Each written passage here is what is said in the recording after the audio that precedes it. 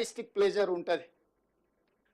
మీరు పార్కులలో పోయి చూస్తే తెలుస్తుంది, లేకపోతే స్కూల్లో పిల్లల దగ్గర మన పక్కోడి దగ్గర మంచి ఆట బొమ్మ ఉంటే వీడు దాన్ని గుంజుకోనికి ట్రై చేస్తాడు, వాడు ఇవ్వకపోతే వీడు దాన్ని పలగొట్టి వెళ్ళిపోతాడు, ఎందుకంటే నా దగ్గర లేదు వాళ్ళ దగ్గర ఎందుకు ఉండాలని.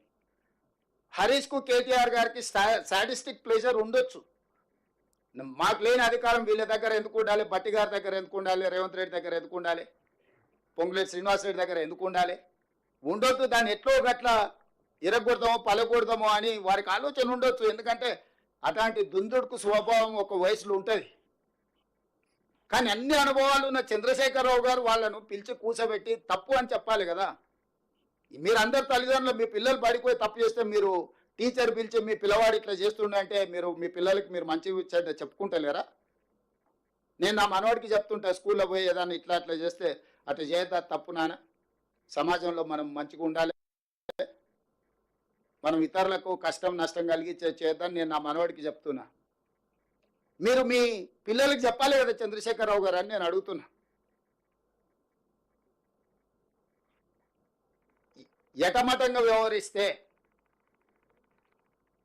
ఇది వారికి క్షేమం కాదు, రాష్ట్రానికి కూడా మంచిది కాదు. ఎటమటంగా వ్యవహరించినప్పుడు చట్టం తన పని తాను చేసుకుంటూ పోతుంది. ఎవరు చట్టానికి అతీతులు గారు.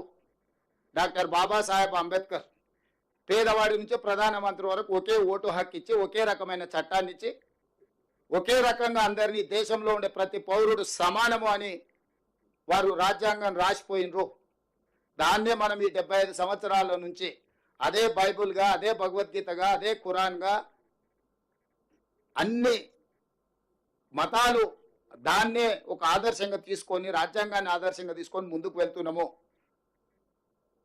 ఈ సచివాలయాన్ని కూడా మా ఒత్తిడితో డాక్టర్ బాబాసాహెబ్ అంబేద్కర్ గారి పేరు పెట్టాల్సిన పరిస్థితి చంద్రశేఖరరావు గారికి వచ్చింది. అక్కడ కూర్చొని నేను చెప్తున్నా, ఈ తెలంగాణ రాష్ట్రము 29 రాష్ట్రాలలో ఒక మంచి సాంప్రదాయాలు ఉన్న రాష్ట్రంగా తీర్చిదిద్దుదాము. మా ప్రభుత్వము మిమ్మల్ని గౌరవిస్తుంది, ప్రతిపక్ష నాయకుడిగా గుర్తిస్తుంది. మీరు మీ బాధ్యత నెరవేర్చండి. ఒకవేళ మీకు ఏదన్నా మమ్మల్ని కుర్చీలలో చూడడం మీరు నామోషిగా ఒకవేళ మీరు ఫీల్ అయితే కొంతకాలం మమ్మల్ని స్వేచ్ఛగా పనిచేయనియండి. ప్రతిరోజు మీరు చేసే తప్పులను, ఈ తప్పులను సరిదిద్దడం పక్కన పెడితే ఆ అప్పులను మోయడానికి నడువొంగిపోతుంది. రాష్ట్రం మొత్తం ప్రజల ఉద్యోగస్తులకు 6,500 కోట్లు జీతభత్యాలు ఇస్తే ఆయన చేసిన అప్పులకు అసలుకు మిత్తిక 6,500 కోట్లు ప్రతి నెల కట్టాల్సి వస్తుంది. మేము చేసిందే 52,000 కోట్ల అప్పులని మేము విడుదల చేస్తే 1,00,000 కోట్ల అప్పులు చేసిందని బుకాయిస్తాడు. అంటే ఇట్లాంటివన్నీ కూడా ప్రతిపక్ష పార్టీగా మీకు మంచిది కాదు. మీరు 10 సంవత్సరాలు ప్రభుత్వంలో ఉన్నారు. మీరు ఈ 10 సంవత్సరాల పరిపాలనలో మీరు చేసిన తప్పులను సవరించుకుంటూ, మీరు చేసిన అప్పులను కట్టుకుంటూ పరిపాలన గాడిన పెట్టాలనుకుంటున్నాము. ఈరోజు ఇందిరమ్మ ఇండ్లు కేటాయించడం ద్వారా,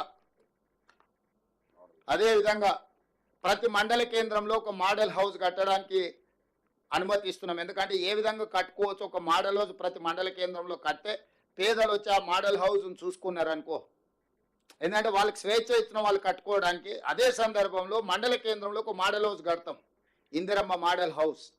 దాన్ని చూడడం ద్వారా వాళ్ళు ఎట్లా ప్రతి ఇంచ్ ఎట్లా ఉపయోగించుకోవచ్చో, ప్రతి ఇంచ్